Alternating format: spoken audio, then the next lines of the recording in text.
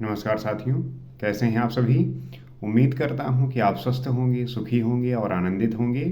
श्री रामचरितमानस में आपका स्वागत है। हम श्री राम के चरित्र का गुणगान करते हुए उनके विभिन्न गुणों को गान करते हैं, सीखते हैं कि उनके जीवन में ऐसा क्या था, वो किस प्रकार से अपने जीवन को चलाते हुए जीवन में सारी जो चुनौतियां थीं उसको बड़ी सहजता से, सरलता से जो है मैनेज किया। वैसे ही हमें भी अपने जीवन में सारी चुनौतियों को बहुत ही ध्यानपूर्वक और प्रेम के साथ जो है करना चाहिए। आप देखेंगे कि व्यक्तियों के जीवन में जब चुनौतियां आती हैं तो वो डर जाते हैं, परेशान हो जाते हैं, लेकिन यहाँ डरने और परेशान की बात ही नहीं है। जो हमारा जीवन है वो चुनौतियों और संघर्षों से भरा हुआ है, और जब आप इसको खेल बना लेते हैं, जब आप इसको जो है मज़ा बना लेते हैं, तब जो है आपका जीवन महान बनता है। और जो भी महान लोग हुए हैं वो इन्हीं सारी चुनौतियों और संघर्षों को खेल बना लिया है। तो हमें उनसे डरना नहीं है, उनका जो है डटकर सामना करना है। और वही व्यक्ति जीवन में सफल होता है जो सारी चुनौतियों को बड़ी सहजता से, सरल सरल तरीके से मैनेज करता है। तो हमने पिछले एपिसोड में ये देखा, ये जाना कि किस प्रकार से मनु और शत्रुपा जो है एक घोर तपस्या करके जो है ईश्वर को प्राप्त किए। ब्रह्मा, विष्णु, महेश सभी लोग जो है आके उनसे वरदान मांगने के लिए कह रहे हैं। आकाशवाणी हुई कि आप क्या चाहते हैं, वर मांगिए। तो मनु और शत्रुपा जो है वो जो शंकर जी ध्यान करते हैं जिस स्वरूप को, वैसा जो काकभूषुंडी जी जिसे ध्यान करते हैं जिस स्वरूप का भगवान का, वो स्वरूप वो देखना चाहते हैं। तो उसी स्वरूप में जो है भगवान नीले कमल, नीलमणि और नीले मेघ के समान जो है श्याम वर्ण शरीर की शोभा दिखाए, जो इतनी सुंदर है कि करोड़ों कामदेव भी जो है लजा जाए। आगे गोस्वामी तुलसीदास जी क्या लिखते हैं, आइए जानते हैं और समझने का प्रयास करते हैं। और मैं आप सभी को आमंत्रित करता हूँ कि आइए हम साथ में मिलकर राम के चरित्र का गुणगान करते हुए उन्हें जान सकें, समझ सकें और अपनी जो चेतना है उसे हम प्रज्वलित कर सकें। शरद मयंक वदन छब सीवा, चारु कपोल चिबुक दर ग्रीवा, अधर अरुण रद सुंदर नासा, विधुकर निकर विनिंदक हासा। उनका मुख शरद पूर्णिमा की चंद्रमा के समान छवि की सीमा स्वरूप था। शरद मयंक वदन छब सीवा, जो उनका मुख है वो शरद पूर्णिमा के चंद्रमा के समान छवि की सीमा स्वरूप था। कहने का मतलब ये है कि वो इतना सुंदर है कि हम उसका जो है वर्णन ही नहीं कर सकते, वो हमारी सीमा के अंदर ही नहीं है। इस प्रकार से जो है उनका मुख शीतलता जो है प्रदान करने वाला है, इतना जो है आंखों को सुंदर लगने वाला है। गाल और ठोड़ी बहुत ही सुंदर थे। चारु कपोल चिबुक दर ग्रीवा, गला शंख के समान त्रिरेखा युक्त चढ़ाव उतार वाला था। लाल होठ, दांत और नाक अत्यंत सुंदर थे। हंसी चंद्रमा की किरणावली को नीचा दिखाने वाली थी। तो लाल होठ थे, दांत और नाक अत्यंत सुंदर थे। जो उनका गला था वो शंख के समान त्रिरेखा युक्त चढ़ाव उतार वाला था। गाल और ठोड़ी बड़ी सुंदर थी। हंसी और चंद्रमा की किरणावली को नीचा दिखाने वाली थी। जो उनकी हंसी थी वो चंद्रमा की जो किरणावली है उसको भी नीचा दिखाने वाली थी। इसीलिए आप देखेंगे कि आप बहुत सारे चित्र देखते होंगे, मूर्तियां देखते होंगे और ये सोचते होंगे कि ये लोग कैसे जो है ये स्वरूप बनाते हैं, इस प्रकार का चित्र बनाते हैं। तो वो इन्हीं सारे कहानियों से उन्होंने सीखा है और इस प्रकार से वहाँ पे जाके उसे बनाया है कि किस प्रकार से जो है भगवान का स्वरूप है। नव अंबुक अंबक छवनी की, चितवन ललित भावती जी की, प्रकृति मनोज चाप छबिहारी, तिलक ललाट पटल दुदकारी। नेत्रों की छवि नए खिले हुए कमल के समान बड़ी सुंदर है।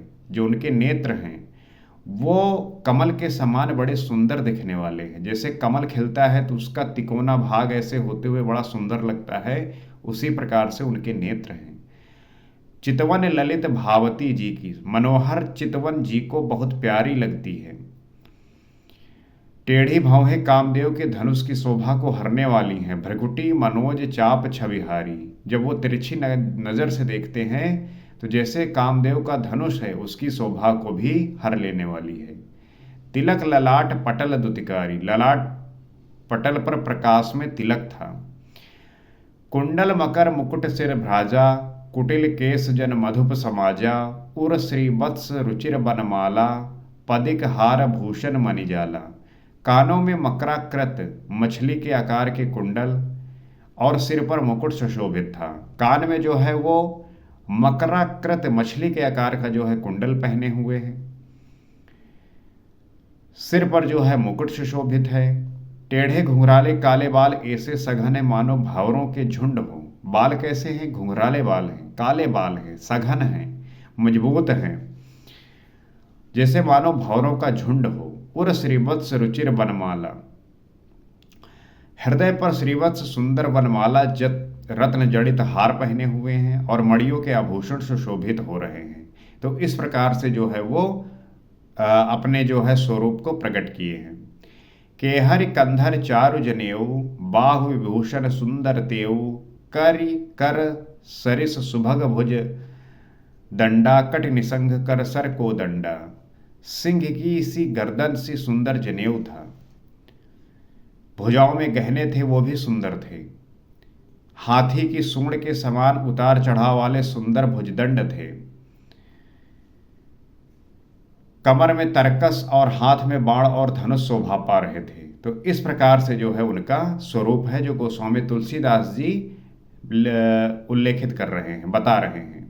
केहरि कंधर चारु जनेऊ, बाहु विभूषण सुंदर दो तेऊ, करि कर सरिस सुभग भुज दंडा, कट निसंग कर सर को दंडा। तड़ित बिनंदक पीठपट उदर रेख बर तीन, नाभि मनोहर लेत जन जमुन भंवर छव छीन। स्वर्ण वर्ण का प्रकाश में पीतांबर बिजली को लजाने वाला था। पेट पर सुंदर 3 रेखाएं त्रिवली थीं। नाभि ऐसी मनोहर थी मानो यमुना जी के भंवरों की छवि को छीने लेती हो। क्या मनोहर और सुंदर जो है यहाँ पे दृश्य प्रस्तुत किया है गोस्वामी तुलसीदास जी की। कोई भी व्यक्ति अगर इसे पढ़े तो वो जो है मोहित हो सकता है, वो जो है बिल्कुल भूल सकता है कि ये विषय जो विषयों से घिरा हुआ संसार है ये भी एग्जिस्ट करता है।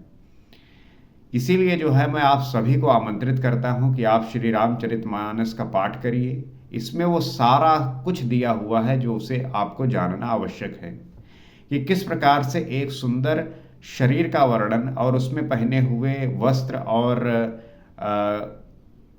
गहनों का और आभूषणों का जो है वर्णन किया जाता है। एक लेखक इसको किस प्रकार से सीख सकता है, अपने काव्य में लिख सकता है, ये भी आप सीख सकते हैं। पद राजीव बरन नहीं जाही, मुनि मन मधुप बसहि जन माही। बाम भाग शोभति अनुकूला, आदि शक्ति छवनिध जगमूला। जिनमें मुनियों के मन रूपी भंवरे बसते हैं, भगवान के उन चरण कमलों को तो वर्णन ही नहीं किया जा सकता। भगवान के बाएं भाग में सदा अनुकूल रहने वाली शोभा की रास जगत की मूल कारण रूपा आदिशक्ति श्री जानकी जी सुशोभित हैं। बाएं भाग में जानकी जी भी सुशोभित हैं, जो सदा अनुकूल रहने वाली शोभा की राशि हैं, जगत की मूल कारण रूपा आदिशक्ति हैं। वो जो है बाईं तरफ बाम भाग शोभति अनुकूला, आदिशक्ति छवनिध जगमूला। और जासु अंश उपजहि गुण खानी, अगणित लक्ष्य उमा ब्रह्मानी। भ्रगुटी विलास जासु जग होई, राम बाम दिस सीता सोई। जिनके अंश से गुणों की खान अगणित लक्ष्मी पार्वती और ब्रह्माणी त्रिदेवों की शक्तियां उत्पन्न होती हैं, तथा जिनके भाव के इशारे से जगत की रचना हो जाती है। आप इसके जो है अर्थ को समझते जाइएगा, क्योंकि ये इतना प्रभावी है, इतना जो है सुंदर है कि जब आप इस पे चिंतन करेंगे तब आप पाएंगे कि ये कितना महत्वपूर्ण जो है विषय है कि हम इन बातों को पूरी तरीके से समझ सकें। वहीं श्री सीता जी श्री रामचंद्र की बाईं ओर स्थित हैं। छवि समुद्र हरि रूप बिलोकी, एकटक रहे नयन पट रोकी। चितवहि सादर रूप अनूपा, तृप्ति न मानहि मन शतरूपा। शोभा के समुद्र श्री हरि के रूप को देखकर मन शतरूपा नेत्रों के पलके रोके हुए एकटक स्तब्ध रह गए। आप जब कोई चीज़ बहुत सुंदर देखते हैं, बहुत अच्छा देखते हैं, तो आपके जो नेत्र हैं वहीं पर रुक जाते हैं।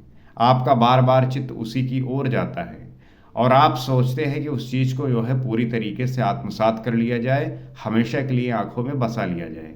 इसलिए देखेंगे कि जब कोई बहुत विचित्र या रहस्यमयी या ऐसा सुंदर चीज़ दिखता है तो वो हमारे आँखों में बस जाता है। हम उसे एक लंबे समय तक याद रखते हैं, भूल नहीं पाते।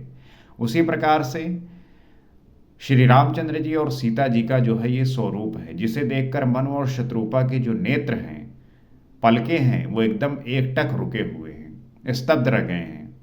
उस अनुपम रूप को वो आदर सहित देख रहे हैं और देखते देखते अघाते ही ना थे। वो देख रहे हैं और इतना सुंदर है, इतना उनको आनंद आ रहा है कि वो उससे अघा ही नहीं रहे हैं। आप देखेंगे जब आपको कोई चीज़ बहुत अच्छी लगती है तो आपका मन करता है बस उसे देखते ही रहें, देखते ही रहें। हरस बिबस तन दशा भुलानी, परे दंड इव गहि पद पानी, सिर पर से प्रभु निज कर कंजा, तुरत उठाए करुणा पुंजा। आनंद के अधिक वश में हो जाने के कारण उन्हें अपने देह की सुध भूल गई। वह आनंद में इतने चले गए कि वो अपने देह की सुध ही जो है मनु और शत्रुपा भूल गए। ऐसा ही होता है, जब आपको कोई चीज़ इतनी सुंदर लगती है तो आप जो है अपने शरीर को, देह की सुध को भूल जाते हैं। वे हाथों से भगवान के चरण पकड़कर दंड की तरह सीधे भूमि पर गिर पड़े। उन्होंने जो है भगवान के चरण पकड़ लिए और जो है दंडवत प्रणाम करके भूमि पर गिर पड़े। कृपा की रास प्रभु ने अपने चरण कर कमलों से उनके मस्तकों का स्पर्श किया और उन्हें तुरंत ही उठा लिया। भगवान कृपा के राशि उन्होंने जो है कर कमलों से उनके मस्तकों को स्पर्श किया और उन्हें जो है तुरंत उठा लिया। बोले कृपा निधान पुण्य अति प्रसन्न मोहि जान, मांगहु बर जोई भाव मन महादानी अनुमान। फिर कृपा निधान भगवान बोले, मुझे अत्यंत प्रसन्न जानकर और बड़ा भारी दानी मानकर जो मन को भाए वही वर मांग लो। भगवान ने उनको उठाया, आशीर्वाद दिया और ये कहा कि तुम्हारा जो भी मन हो वो जो है वर मांग लो, जो भी चाहते हो मैं उसे देने के लिए तैयार हूँ। इसी प्रकार से आपको भी करना है। जब आप अपने भक्ति से, अपने त्याग से, अपनी तपस्या को भगवान को प्रसन्न करते हैं, तब आपके सामने जो भी चाहिए वो आपको प्राप्त होने लगता है। लोग अक्सर चिल्लाते रहते हैं कि भैया मैं बड़ा गरीब हूँ, मेरे पास कुछ नहीं है, बहुत परेशानी है, दुख है। आप तुरंत जो है, अगर आप अभी कमज़ोर हैं, आप परेशान हैं, दुखी हैं, तुरंत जो है आप काम के प्रति पूरी तरीके से ईमानदारी से लग जाइए। आंख मूंद कर जो है काम करिए, अध्ययन करिए, पढ़िए। जो भी क्षेत्र में है आप उसमें पूरी लगन के साथ, पूरी ईमानदारी के साथ मेहनत करिए। आप देखेंगे कि कुछ ही समय में आपको उसमें बहुत अच्छा सा परिणाम देखने को मिलेगा। तो ये आपकी मानसिकता पर निर्भर करता है, आपके जो है होश पर निर्भर करता है। आप दबाव में और आप कष्टों से भाग नहीं सकते। इसे हमें खेल बनाना है और इसी को लेकर अपने जीवन में आगे बढ़ते रहना है। मेरी पूरी उम्मीद है कि इस बात से आप समझ पा रहे होंगे, इसको जो है आत्मसात कर पा रहे होंगे। क्योंकि अगर आपने इस कथा को समझ लिया और अपने भीतर उतार लाए तो जिस प्रकार से मनु और शत्रुपा को भगवान के दर्शन हुए, आप भी अपने लक्ष्य के प्रति इसी प्रकार से समर्पित रहे तो आपको भी वो जो है लक्ष्य प्राप्त हो जाएगा। इसमें किसी भी प्रकार की चिंता करने की आवश्यकता नहीं है। आप अपने बस कार्य के प्रति पूरी तरीके से ऑनेस्ट रहिए। एक दिन जो है वो फ्रूटफुल होगा, आपको जो चाहिए वो अवश्य प्राप्त होगा।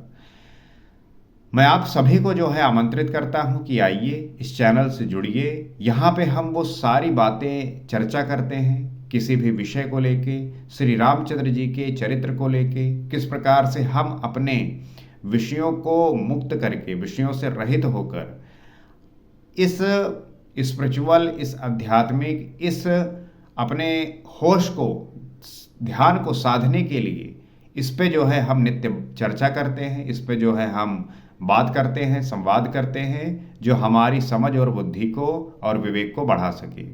और इसमें जो आपका आशीर्वाद अगर बना रहेगा तो हम इस संवाद को हर एक उस व्यक्ति तक पहुंचाएंगे जिसको ये जानना अति आवश्यक है। क्योंकि व्यक्ति जो है किसी न किसी गलत वजहों से, गलत कारणों से अलग अलग जगहों पे अलग तरीके से फंसे हुए हैं। उनको निकाल कर सही दिशा देकर उनके भी जीवन में आनंद भरना है, और इसमें आपका सहयोग अति आवश्यक है। तो आप जो है अपनी समझ को, अपनी विवेक को बढ़ाइए, इसे जो है उस पर काम करिए, ताकि हम नित्य इस बात पे चर्चा करते हुए हर एक उस पहलू को जाने जो हमारे लिए आवश्यक है। आज इतना ही। अगले एपिसोड में आपसे फिर मुलाकात होगी। सीताराम।